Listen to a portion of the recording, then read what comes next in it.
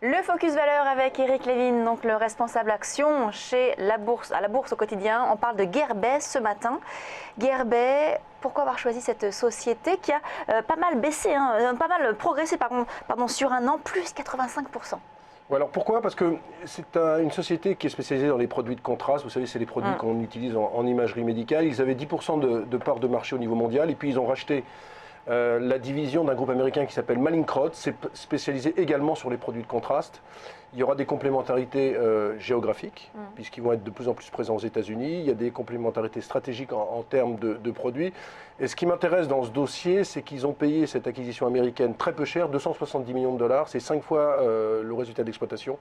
Ce qui est vraiment très faible. Ils ont fait une belle acquisition. Pourquoi? Parce que le groupe Mallinckrodt voulait se débarrasser de cette division. Et donc, ils se sont engouffrés dans la brèche, fidèles à leur gestion. Cette acquisition qu'ils ont faite se fait sans augmentation de capital. Ouais. C'est exclusivement de l'endettement bancaire. Donc, il n'y a pas de dilution pour les actionnaires. Et il va y avoir sans doute dès 2016 des synergies très importantes entre les deux groupes. Ce qui veut dire que l'action, même si elle vaut autour de 64-65 € actuellement, n'est pas très chère.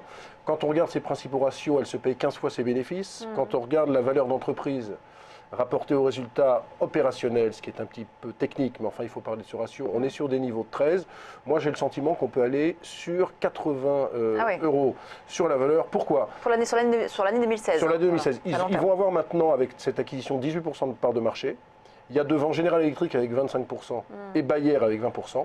Et il y a donc un intérêt spéculatif, puisque la famille Guerbet a 58% du capital.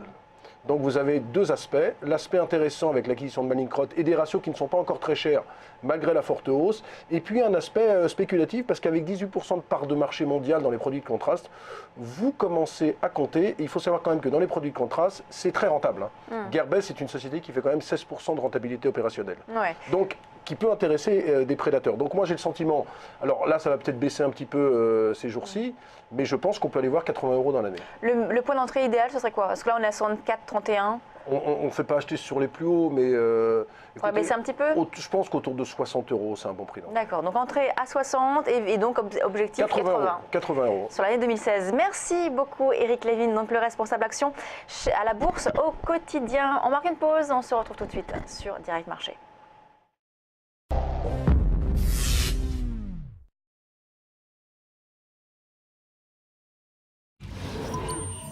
Ah, le futur. Ici, la technologie me fait gagner du temps. Si je veux acheter la maison de mes rêves, la réponse de ma banque est immédiate.